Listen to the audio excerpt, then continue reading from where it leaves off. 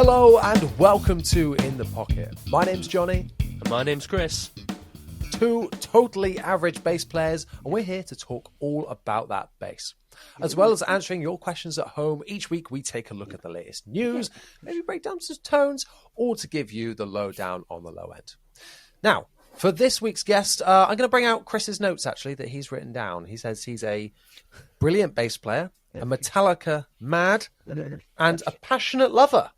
Fantastic. All correct. Of course, of course, it is the very handsome bass player for As Everything Unfolds. It's George Hunt, everyone. Yay. Hello, gents. Hello.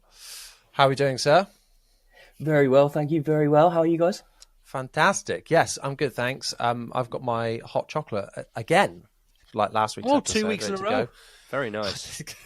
Oh, that's a good evening drink, though. I Good know. evening drink. I know, big hot cup of Joe and I'm drinking my something rabbit mug. slightly different.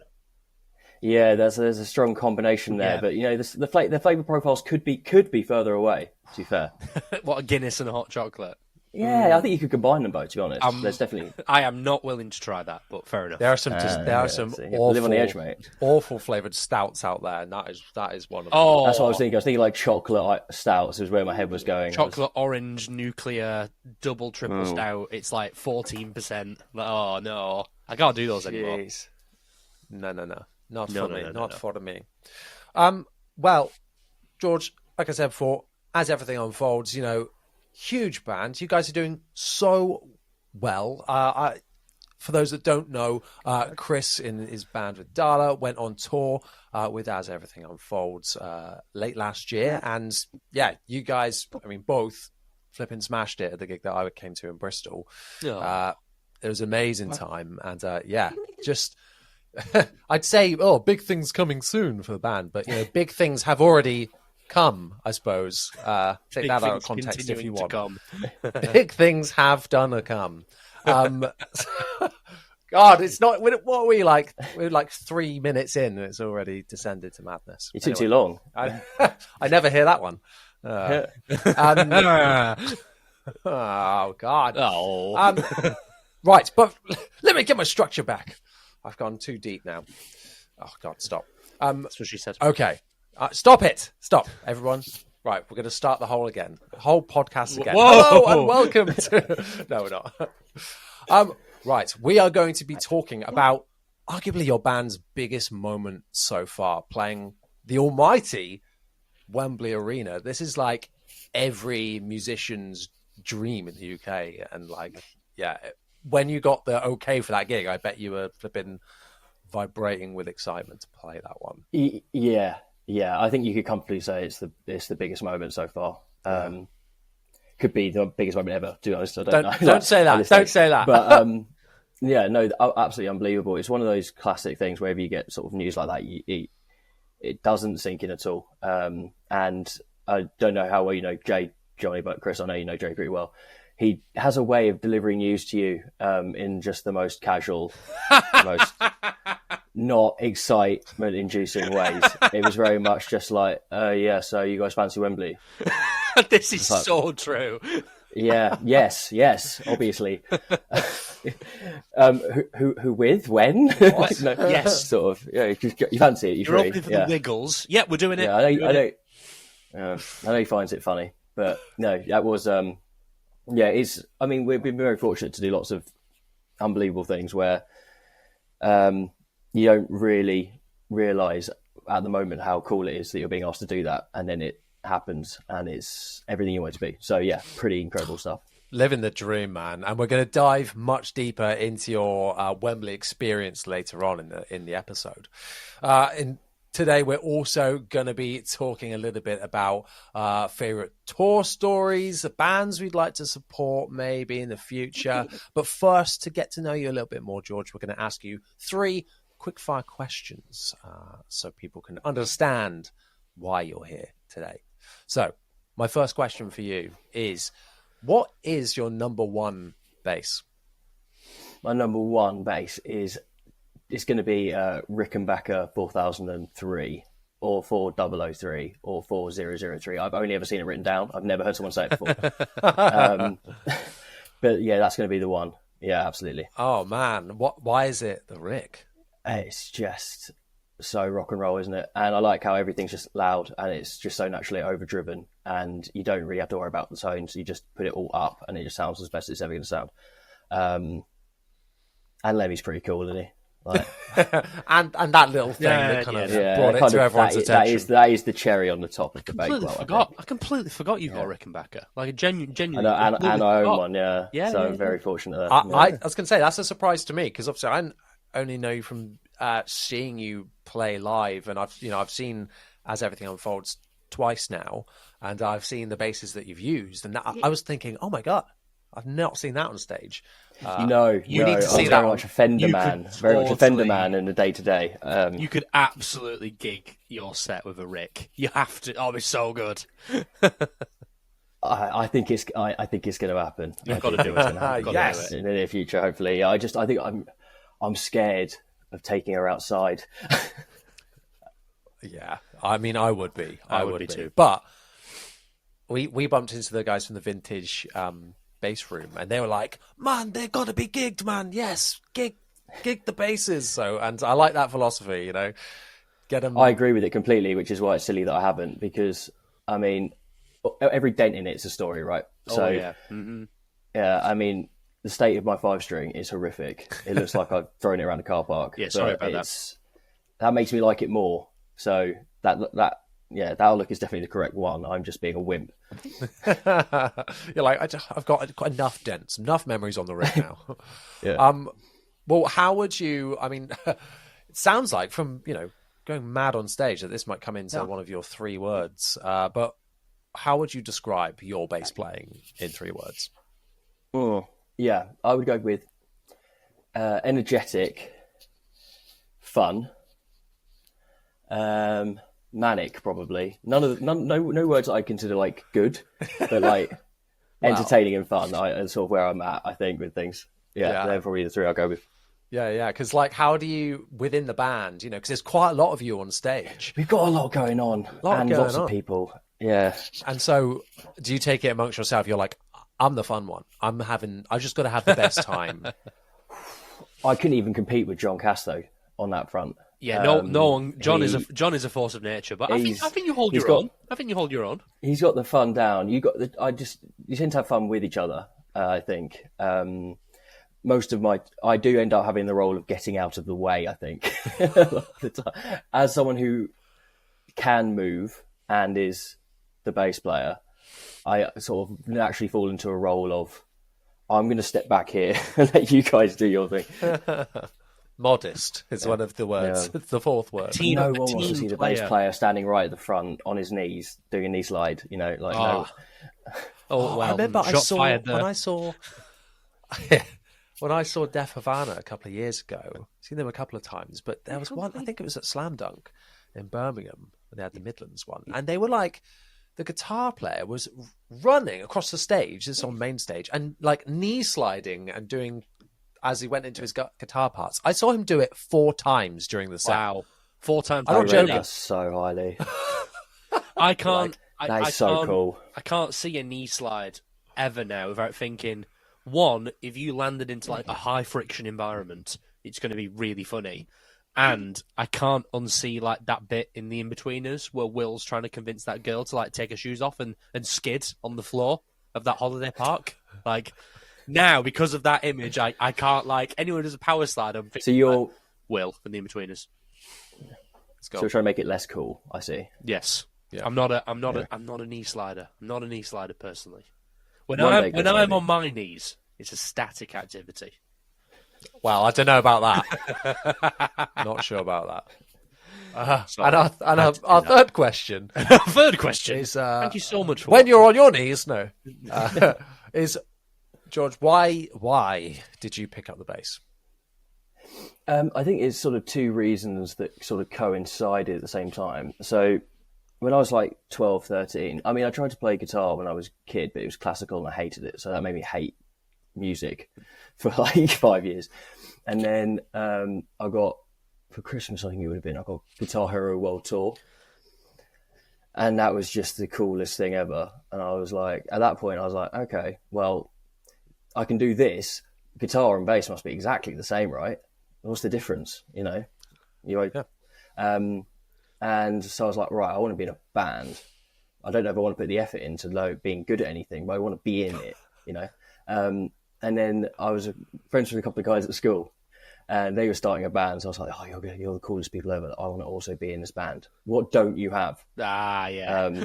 And they said, we don't have a bass player. I was like, I that's the easiest one, right? I can do that. And the drummer had a bass, and he lent it to me, and the guitarist taught me how to play. And that was pre-AEU. But yeah, so I just basically followed what he was doing, and he sort of taught me how to play, and we went from there and just played loads of terrible covers of rubbish indie songs from 2009, I think, mainly. But it was good fun. Amazing. Yeah, I mean, it's a familiar tale. And Yeah. what can I do? I want to be cool. I wanna be Let me involved. in. Exactly. yeah. It all stems with some sort of arrogant, self-obsessed, wanting to be cooler angle, doesn't it? You know. The cool guys who are late to the game. Yeah. Bass players. Please like me more. Please. Think I'm interesting. I need that on a t-shirt, I think, to wear live. 'Cause that's Yeah. Please find all me that's going through my head. Honest. Fantastic. Thank you so much. We're going to crack on with some questions to the main bulk of the podcast now. If you guys at home want to ask questions on this very podcast, you can do so by heading over to Instagram. I was going to say /. No one's using the / the URL. wow. Are they? Forward Grandad- Grandad Johnny. I like it. Instagram.com / it's at In the Pocket Pod, okay, on Instagram. That's where you can bloody check us out and send us some questions. We put up a post on there. You comment them down below. We say them on the podcast. It's very simple. I would also recommend going to subscribe to us on YouTube because, ta-da, you can see our beautiful faces. Everyone do some gesture that the audio listeners would miss out on. Yeah. Oh, nice. Okay. Oh, my goodness. Yeah. Just hit the mic. And so, yeah, go and subscribe to us on YouTube where you can see our wonderful faces as we record this. It's definitely the best way to consume it, weirdly, but that's how I like it. Right, shall we crack on with those questions? Chris, do you have them in front of you? I certainly do. On a rare occurrence, I actually have the questions in front of me. Also, I've just realised my T-shirt matches your XLR cable, Johnny, and that brings me great joy. I did notice that, and that is quite aesthetically pleasing, actually. do I need to? No, I can do I see need it. to change this for fine. every time? Do I need to change it we for can every time to match your coordinate. T-shirt? Yeah. What colours do you have? I've got green. I've got okay. black. Okay, yeah. I've got black. Mm-hmm. Hang on. Oh, And black. Yeah, and black. So if Okay. you can make those work, that'd be great. so I'm just wearing this T-shirt every episode from now on. If you could. Yeah. I'll make sure it's washed. Anyway, question 1. I think this is like a question for the group, but George, since you're our guest, of course you get to go first. What band would you love to support? Like dream support, dream headliner for you to be the support band for? You know the answer to that. I do know the answer, but our listeners don't. So No, of course not. No, obviously it's obviously be Metallica, but there are a few on that list. But I just think Metallica would be so funny. I just want to go and have dinner with Lars. I just feel like it'd be quite an interesting evening. Interesting conversation. Well, I mean, that's half of it, isn't it? It's like, who do I like and who do I want to like? who do I desperately want to be sponge off friends of? with? Yeah. Yeah, that's it. Yeah. Who do I want to be friends with? Yeah, who can I suck up to? Yeah. Like, Yeah, Are there any other? exactly. You mentioned And there might be a few others on that list. Is there anyone else I always think Nickelback would be really funny. that would? God, are you guys the same person? I love Yes, I love me and Nickelback so much. me and George are the same person. We are quite similar, aren't we, Chris? Yeah, separated at birth. Yeah, Nickelback would be good. Who else? I don't know, actually. Have you got That's like? definitely the top 2. Have you got like a deep cut? So like we've talked about on the podcast, like my genuinely my 3 favorite acts are Metallica, Nickelback, and Girls Aloud. And like I'm not kidding, I fucking love Girls Aloud, genuinely. Or Robbie Williams. They kind of flicker in and out. Like Robbie Williams would be a mint gig, but That would be class, have you- actually. Yeah, exactly. that'd Like, be have you got like a deep cut where it's like maybe like a pop artist or like something that you wouldn't expect someone who plays in your genre to have as like a dream support gig? I've got some old school ones, but I don't think they'd be surprising. We'll go old school. You know, something like you know what would be amazing? Like Spice Girls would be so good. Oh, yes, Yeah, yes. that'd be good. It would make no sense, but it'd be incredible. I think you'd make it work. I think you'd make it work. Yeah, Spice Girls would be my shout, I think. Yeah. It's like, now I'm thinking about it. It's Spice Girls all the way. For sure. I would love to open for the Spice Girls, but also I would love to be like in the backing band for like the Spice Girls. I thought you were just going to say generally in the Spice Girls. Should we form the Spice Boys? Is that what we're going into? Power over Spice is power over all. That's what I heard. Anyway, enough Dune references. Johnny, have you got a dream support act?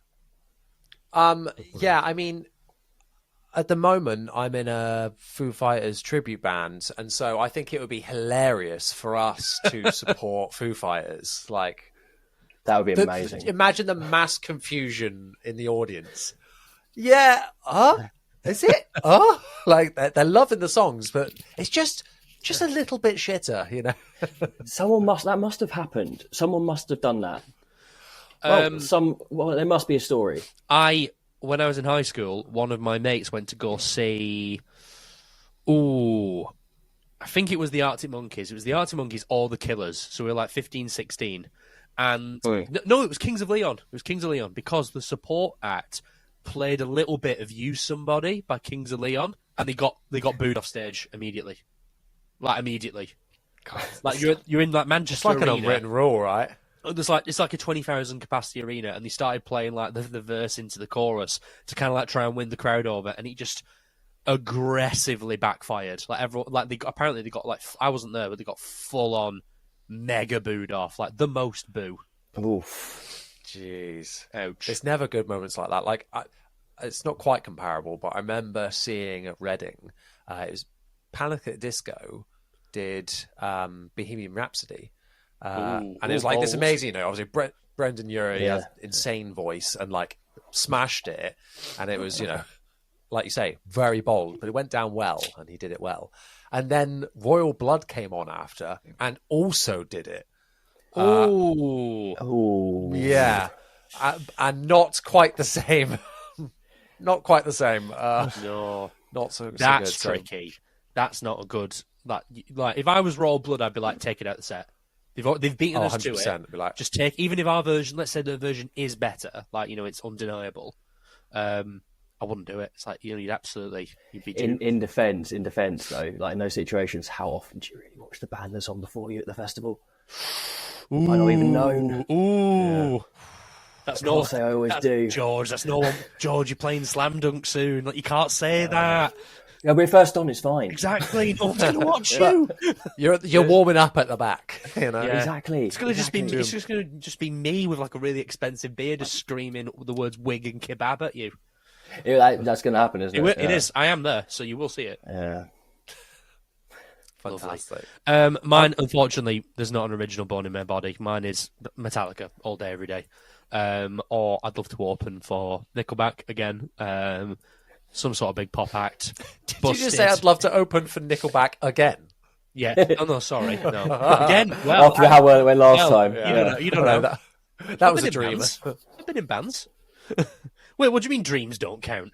Well, in that case... Not an original Born in My Body, I'm afraid, there. Oh, hey-ho.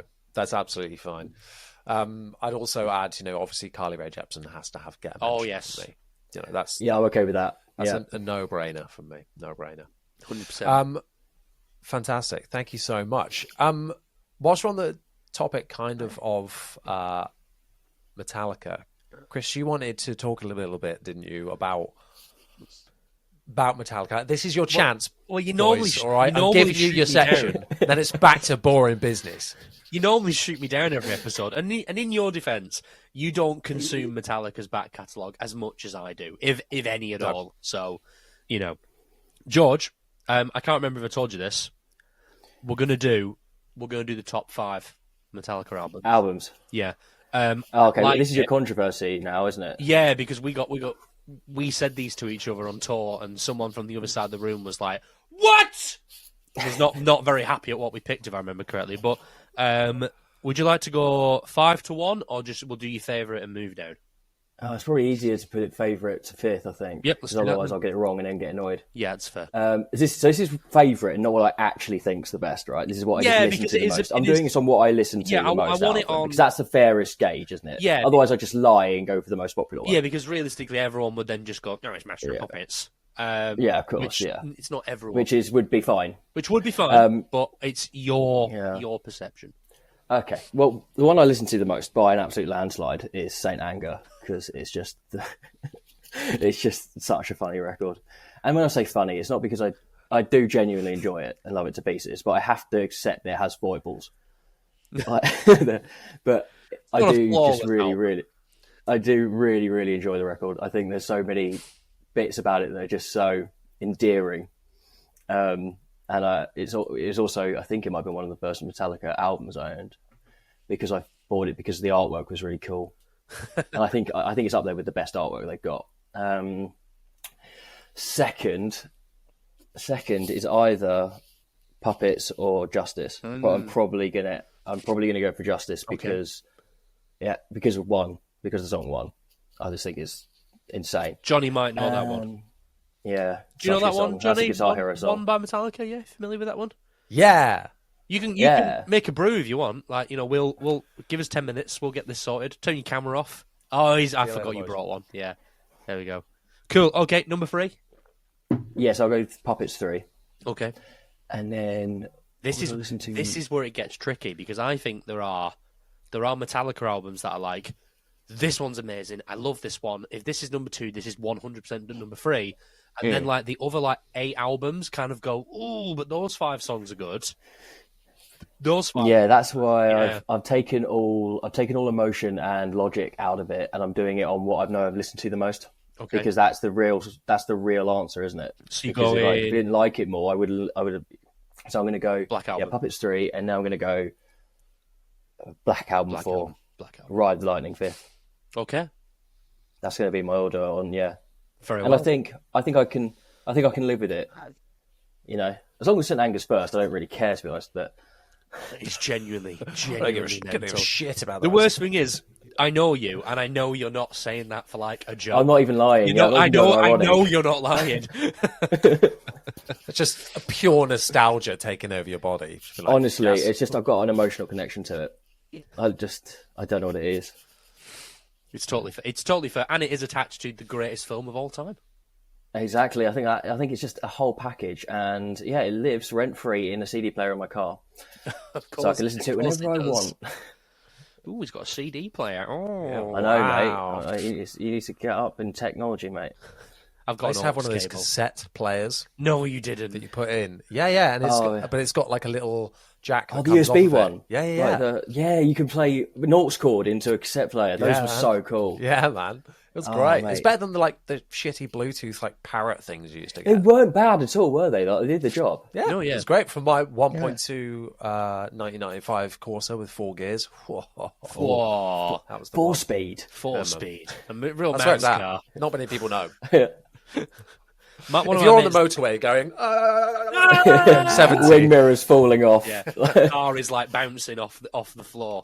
One of my mates' dads had obviously this is like an old thing, but I imagine it's pretty common when it was a thing. But the CD loaders, you'd load in 10 CDs. Yeah. They were like the back of they'd be in the dashboard somewhere. No, they'd be in the back of the car. Yeah, they'd be in the boot somewhere. And then it was you just flick through. You'd have 10 buttons, and that would be CDs. Yeah, that'd be CD 1 to 10. Crazy. That sounds like a Pimp My Ride mod right there. Yeah, it does. Yo, dog, you said you like music. Do you like CDs? Dog, now you got a jukebox in the back. Kids, no more. I love obsolete technology so much because someone put so much effort into that, and then now it's been replaced by Now you can just put your phone in a cubby hole and it just connects everything automatically. Mental. Chris, give us your lowdown. I'll race mine really quickly. Mine similar to yours, George, but not quite. The Black Album, number 1. Death Magnetic, number 2. Yes. Yeah, you said you like that one. I do like that one. It's not bad. It's not bad. Justice for All, Master of Puppets, and then have I got one more? Yeah. I have got one more, haven't I? Right. No, S&M. Okay. Okay. Yeah. I want to rebut, but it's fair. I mean, if you take live albums out, I'd probably have to put, like, Ride the Lightning in, maybe. Saint Anger would be number 6, though. I do actually, like, unironically come back to that every now and again and go, these are some fat riffs. Wicked. Yeah. That's some fat riffs. Riffs are great. Yeah. And you can really feel like it's quite an emotional album, but it is really, really quite badly mixed. Have you listened to the properly mixed versions? No, and I never will. I don't want to. Yeah, no, don't ruin it. I do. Have you done And Justice for Jason? Have you listened to that? Yes, of course I have. Yeah, absolutely. That's mint. Johnny, do you understand the backstory behind that, or do I get to explain that to you? Yes. Okay, moving on. So, please just don't know more.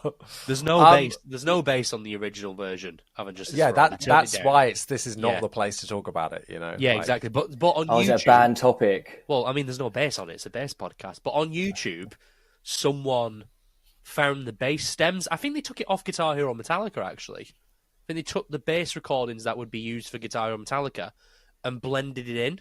And remastered and remixed the album, and it is really cool. Like, there's some really actually quite good bass parts. The problem is just no one. Yeah, I remember I looked at a tab once. I don't know why, but I looked at a tab and there was just nothing there on the tab. Yeah, no, that was the weird thing. There was lots going on. I was like, never heard that. Oh, it's a great joke. You see it on Instagram every now and again. You see a bass player going like, "Cover of One by Metallica, bass cover," and it'll just be them playing over like a muted track on purpose. It's an easy joke. I have thought about doing it a few times, but no. I knew you were going to say that. I thought about doing it, just a couple. I've covered all of And Justice for All. It's just me going, yes. Not even just slamming the strings for 40 minutes. Yeah, absolutely. Well, there we go, Johnny and George. Thank you very much for indulging me. That's all I've got for Metallica now. We'll never talk about it again. That's this week's Metallica Corner. Thank you so much. Well, shall we move on to our next Corner. segment? Yes, let's move on. Question 2, George. Now, I would go as far to say you're a well-toured musician. You guys are on the road a lot, I'd say, especially in the last year since Ultraviolet came out. Do you have a favourite story from a tour? It doesn't have to be the tour we did at the start of the year or a different one. Do you have a particular story? Because I have one. And it's the day I met you, but I'll let you. You can choose that story, or you can choose. Life was changed forever. That was changed forever. The day you met me, when you joined the tour halfway through to be our band, our tech, and you ended up just becoming my bass tech. Yes, and it was great. Yeah. And no. I helped Jamie with his cymbals as well, because Adam was like, "Get off my stuff." Yeah. And John didn't care, but yeah, go on. If you have a different story, please do that one. If not, no, I'll let you have that one because it's a good one. Okay. I think story-wise, meeting Benji for the first time at a festival in Czech Republic was hilarious because of how unhinged it was. Mm. For the audience, who's Benji? For Johnny. Oh, sorry, Benji from Skindred. For Johnny, who's Benji? Yeah, Benji, Mr. Benji Webb. So we've been fans of theirs for a long time. Know of them. We happened to be playing a festival on the same day, and we'd gone to catering, and we were moseying on back to whatever tent or sort of place our backstage was, and he walked past us. None of us sort of said anything, and then Adam just sort of turned to him and complimented him on the jacket he wore at Download that year. And he was like, big regal, yeah, he had, it was like red and flames. It was amazing. And then Adam was like, and then Benji was like, "Oh, do you want to see what I was going to wear today? It's too hot, but I'll show you what I was going to wear today." And I was like, "All right." So Adam follows him into his dressing room, and me and John were just like, "Well, we're going to come as well, obviously." Oh, yeah, I'm not following right now. We weren't, not that we were invited, but I want to see this. So we go in, and he's showing us this incredible leather suit with flames on it, Year 6 disco special. Hell yeah, with flames on it. And then And then he starts showing us like his Gucci shoes that like sparkle in the sun. And he's like, come outside with me. So we all follow him outside, and he's like holding them up in the sunlight, trying to show us how they like glint in the sun. And it was just quite a bit of a surreal thing, really. I I bet. was going to say it came full circle, but it didn't. It wasn't really full circle, but we saw him again. Because I'm wearing it now. Yeah, and now they're mine. George, shoes. like Mission Impossible, pulls a mask off. And it's Benji from Skin.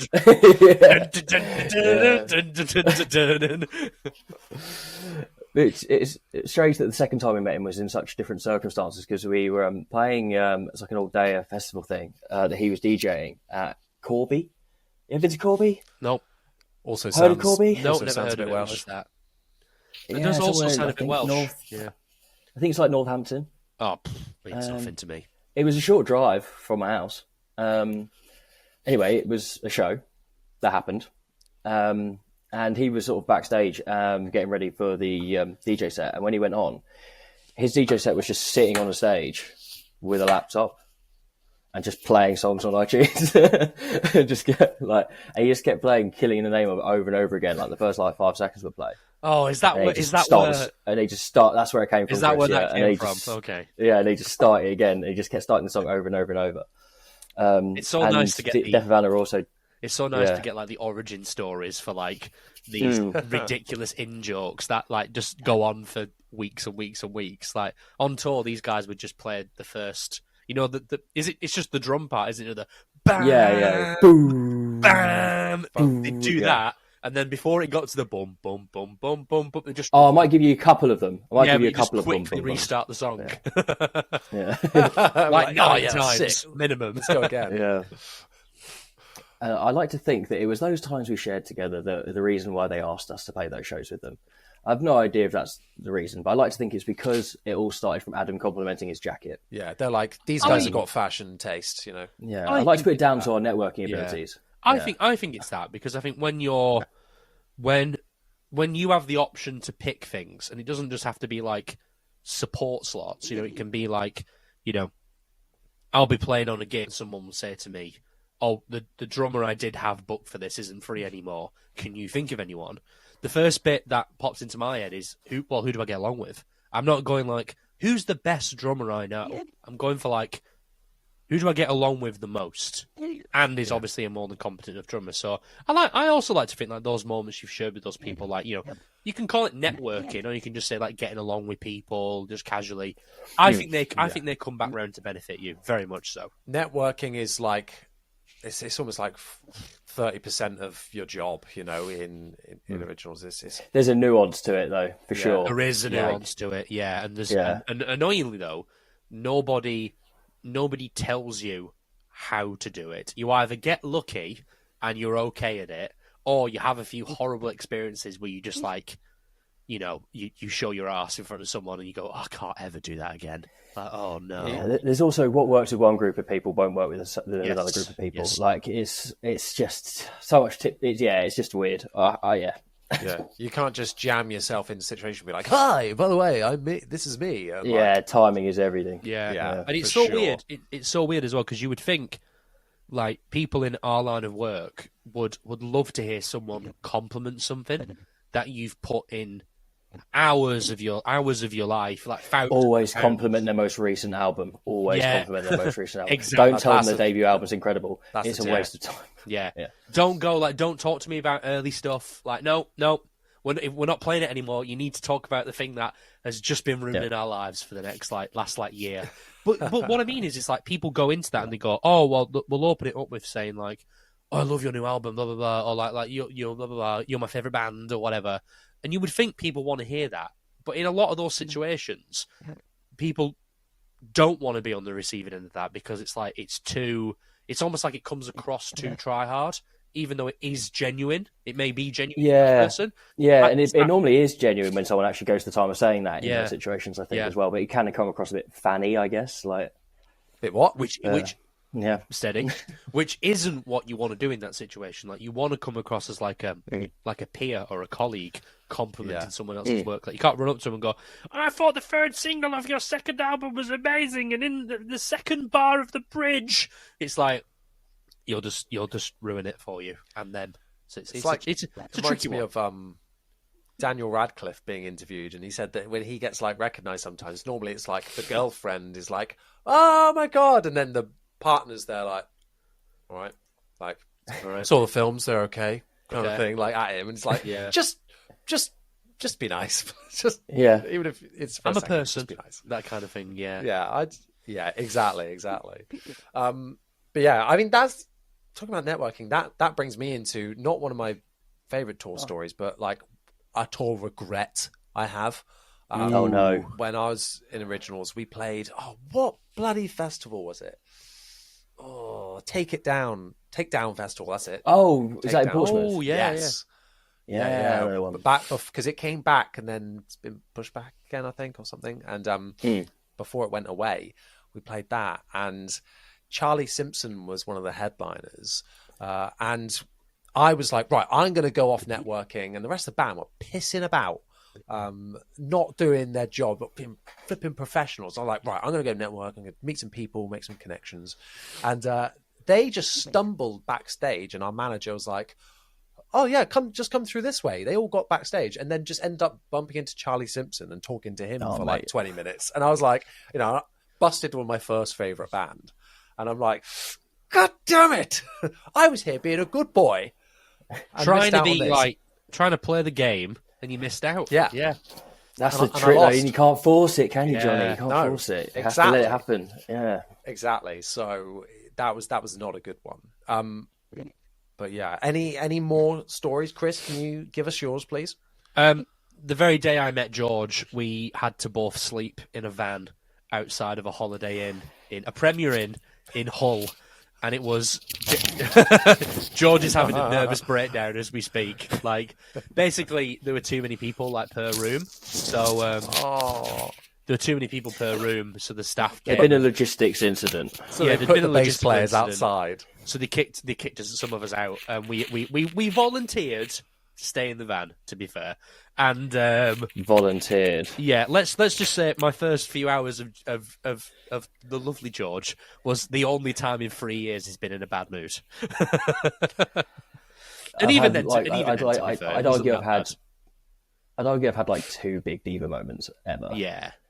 And that was one of them. But it was quite justified, because it was like me, you, and Adam, the guitarist from As Everything Unfolds, were sat in this van drinking Strongbow Dark Fruits at 3 o'clock in the morning with everyone's coats on, because it was don't get me wrong, as a boy, I'm good with the cold. That was really cold, like really cold. And George would just go on this rant about his bullshit, and then he'd pause and go, "I'm really sorry, Chris. I'm not normally like this." I was doing that, yeah. You're like, I'm really sorry, mate. I'm really sorry. Like, I'm normally like a very happy chappy, but I'm just really annoyed at. And then he left the band. Yeah, I had to keep checking myself, being like, "This guy's just met me." We just done this is a first impression. This is the first impression. I joined halfway through the tour, and that was quite a. It wasn't a rough tour, but it was like kind of like, support slot. Were you guys main? It was Trash Boat. Yeah, were you main support or first on? We were, yeah. Main so support. it was, yeah, we were. We were the only support band on the tour, and then sometimes they had openers, but not every time. No. But it was one of those where it's like there's not really the budget to be kind of like decent hotels. Everyone gets a bed. There's room for food. All those kind of very much like we were on people's floors a few times. We were on sometimes it was a hotel, but we had to kind of like sort of, you don't realize till you go on tour, but you kind of have to like prioritize who gets the bed. And it's usually like, well, who's doing the driving and singers. Who's doing the singing? Yeah, because it's like the singer has a rough night's sleep and it's like, oh no, like now we're in trouble. Whereas us Neanderthal bass players can be like, I've sat upright on fire in a freezing cold room for 6 hours. Yeah, I'll play a gig. Freezing cold room and on fire. That's exactly a solution, Do you remember when in Bournemouth when Adam got through that show with food poisoning? Oh, I don't know how he did that. It was like he had to like sit down like between songs and stuff. I genuinely don't know how he did it. He was asleep like all day in the green room until like 5 minutes before he went on stage. He just got up and yeah. right, okay. and then did the show, and then immediately walked. And then played really well, Yeah. and then just got off stage and went back to sleep. and immediately. But went this back, guy's not immediately- moving, but he's so sweaty. Oh. Why is he I trying? can't believe he did that. Yeah, I think that especially because you could have put guitar on track for that show. Like, do you have a backup? Do you have a logistical backup for that? Like, if Adam's whole Not rig for was him. there- not for Adam, right? Okay. Not for him. Right, Um, because you have one for No. you, don't you? they have one for me. Did it- 'cause you Yeah, did. there's been a couple of shows where I couldn't make it. Yeah. But no, not for Adam, I don't think. I've played with wedding bands where they have everything as a backup on track, like everything, Wow. even lead vocals. If the singer's like completely lost his voice, it's like, well, he's learnt the set from a miming standpoint, so it's like it's really clever, and they're using Ableton to kind of like mute and unmute his mic, so like when there's sections for talking and crowd interaction, the mic goes live and he can still do it, and then it cuts back in time for the verse and he can mime it because he's ran it hundreds of times. The It's very mic goes clever. live. Yeah, the mic it's terrifying, goes live. but Amazing singing, and then all right, everyone, I've got a bit of a sore throat. yeah. Amazing. Lovely. Well, absolutely lovely. Another story I had, so one of my favourite moments from tour. So my Lily's name for me and my phone, of my partner, is Johnny Pushu, and that is because that is the nickname I gained on the last tour I did. Because I wonder how. Oh yeah, exactly. Well, we Do turned tell. up at the venue. We turned up at the venue, and it was a weird venue where the green room was upstairs. It's covered but it in was just poo. like, stop spoiling my story, Chris. It was like a balcony that looked down on the stage. But it went Oh. around the whole Ooh, room. It was okay. very That's strange. actually quite cool. It was What very venue nice. was this? Do you know what venue Yeah. it was? Do you remember? It was some pub. Big, Okay. cool, good pub though. Like they did lots of music events, and had a stage and everything. But you could stand up there and look down. It was great. But then the owner came up and said, "Oh, just be careful around here because I sometimes let the dog up." And as he said that, he paused and looked down at my shoe and was like, "Oh, I'm so sorry, mate." And I was like, "What?" Looked down, and I was literally stood at the biggest dog shit. It's like a cow pat, for God's sake. It was like a ring around my shoe. I was like, "Oh God!" And then like the whole touring party is then ripping into me. And Oh, then no. we look. There's another level above. We go above, look down. It's like a minefield of dog shit. Like you can see where the dog's been in this venue, inside the venue. That's disgusting. To be fair, That's not ideal. That's And then- like that's funny for 5 seconds. Then it's like, Yeah, I well- am leaving now. Like I'm going home. Well, I'm bringing it back round to the bass playing because then Oh, go on. I was using lots of effects on my pedals, and of course I got shit mashed into my shoe. No. I was wearing Vans, so you can imagine the crisscross of just dog shit mashed no. in. That makes me so uncomfortable. That dark glass pedal was never the same. No, it's seen things no dark glass pedal should see. No. Buckle ass, I called it after that. Oh no, that's Yeah. horrible. Like that's just gross, man. And that's my favourite story. I mean, it's a good story. It's a good good. story. So, I will absolutely concede that point, but like, that's just minging. Well, speaking of good stories, shall we move on to the next question? We should. It's a nice and easy one, this, George. What's it like playing bass at Wembley Arena? Quiet one tonight. Yeah. It's just the same as local pub, isn't it? Would be funny if that was actually true. It's just to imagine what the best version of what you do is, and it's that. It's just you can't. It's just there is.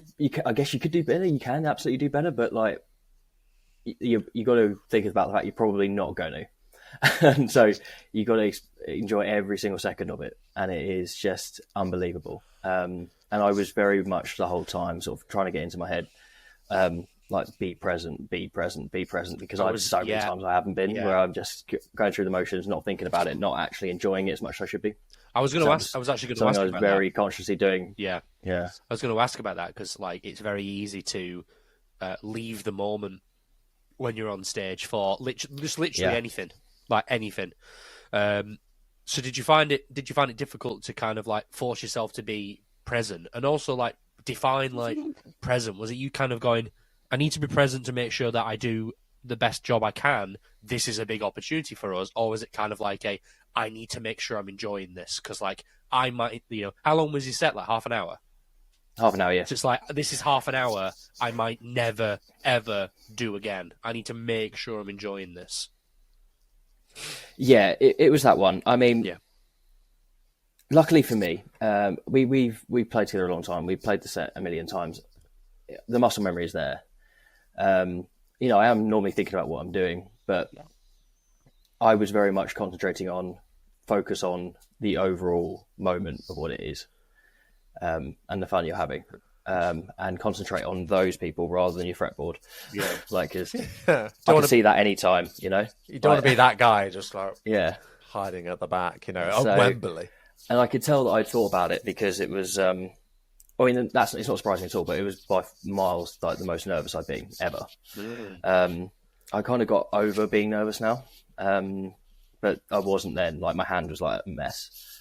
But I was thinking that's probably a good thing, because I'm understanding the gravity of how cool this is. Yes, it was.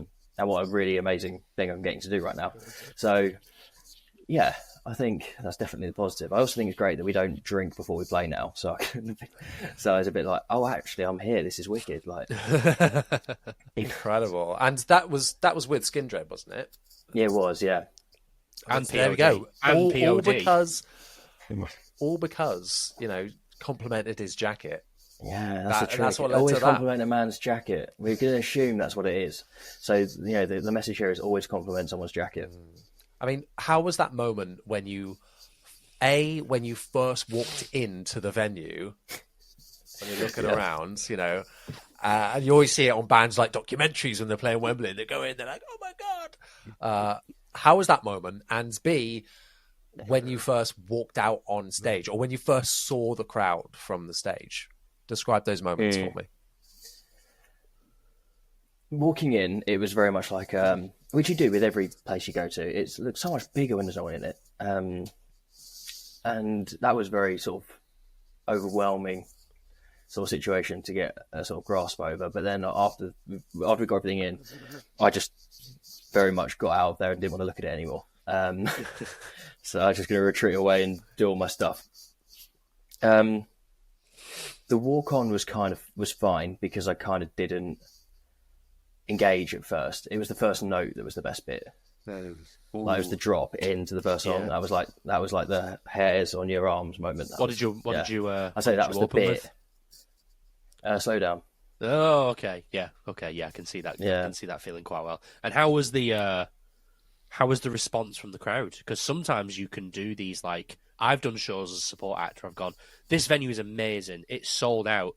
No one's interested, because it's like they're not here to see me. The life of a support band. Yeah, I had a lot of conversations with you being like, George, why did no one care?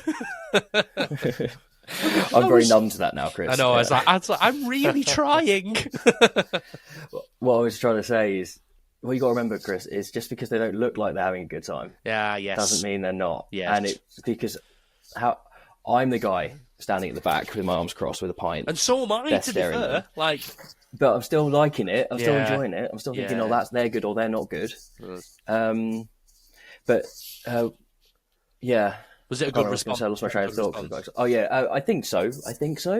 There were enough people there, engaged enough for me to be happy. Very well. That'll do. You can't say fairer than that. Oh, Johnny, have we lost you? Oh, I've had a text. Bear with. No emergency text. Well, you may have noticed we're missing someone, George. For those of you not in the know, Johnny has had a power cut at his house. A power cut in the Western world. And now we're going to have to bring it in without him, unfortunately. I wonder if he's fallen victim of... Do you remember when they said they were going to do rolling power cuts to keep people's energy bills down? Maybe Bristol's the first one to experience that. Maybe it is, or maybe we just upset him. I mean, it is understandable. There's only so much a man can take of me before he has to leave. I thought you were going to say too much Metallica, and then that was going to be the problem. That was definitely too much Metallica for that man. Absolutely. Well, George, we've answered the main questions we wanted to cover. So we're going to move into our little final bit just to wrap everything up. This is our quick fire questions round. Now, normally me and Johnny take turns on this, but instead it's just going to have to be me. Now, the only rule for this is you aren't allowed to elaborate on any of your answers. I'm going to give you this or that, and you've just got to tell me, and I'm not. When we get to the last one, I've got to die on the hill. I've just got to die on the hill. You just got to die. We just got to die on the hill. Like, I had to do that, and really, Excellent. I paid the price by saying, like, I wanted to explain, for example, I love IEMs, but a wedge is great, but I wasn't allowed. I had to be like, no, you made your choice. Nope. So, yeah, now you're struggling, aren't you? I'm quite concerned now. Yeah, you should. So you should be. If there's any bits that you're, I mean, let's be honest, the entire podcast. Oh, Chris, come on, be a man. Just call me out. come on. Don't let me get away with it. Don't go easy on me. Just let me do what I want, okay? It's my podcast. You're in charge. I am for the first time. You have the power in this dynamic, Chris. Assistant regional manager, assistant to the right. George Hunt. Question 1. Pick or fingers? Pick. Very well. Would it be strange if you'd said the other one? You lost your mind if I said fingers. Oh, yeah, I'm actually quite a traditional thumb fingerstyle player. Okay. Number 2. Active or passive? Passive. Passive. Number 3. Rounds or flats? Rounds. Number 4. Oh, dear. Number 4. 4-string or 5-string? Interesting 4. one for you. 4. Very well. Yeah, because I use both. Because you use both on stage, so interesting to see. I'm also, despite when we toured together, I was playing a 5-string. I'm a 4 guy too. Number 5. IEMs or wedges? IEMs. Number 6. And again, a tricky one for you. P or J? That's basically the same question. Well, it's not. P bass or jazz bass? But what if you play a PJ? Well, it doesn't count. You've got to pick one. But that's a type. It's not. If for this question, I'm gonna go. It would have been J, but it's P now. Yeah, it's P for me too. It would have been J for me for a long time. Yeah, I've changed my mind. Number 7. What is your desert island bass? Is it boring for me to say the same one as before? No. Even though if it was Desert Island, I'd kind of want something that it might be a Fender P bass. Okay. Because no, you're not choosing. Yeah, I can't elaborate. No, you can't elaborate. Nope, you made your decision. Okay, that's what I'm going with. Thank you very much. Number 8. What's the best bass effect? Overdrive. That's totally fair. Number 9. Give me an unpopular bass opinion. I'll give you an example. If you struggle for an example, I've got a thought, but go on. Okay. Give me your example. When we first did this, Johnny said octave pedals are overrated. He's kind of right. Okay. It might just be an unpopular opinion. Go on. In general, I have no love at all for Ibanez. I just think in general, or in general, it's not a bit of me. But bass really. Yeah, I mean that's sort of my own experience, but not an Ibanez guy. Yeah, I can't say I feel pretty similar there. I know a lot of people wouldn't like that though, but stuff them. And then finally, number 10. Play a proper bass. Grow up. Number 10, and you are allowed to elaborate on this one. What Star Wars character would be the best at bass?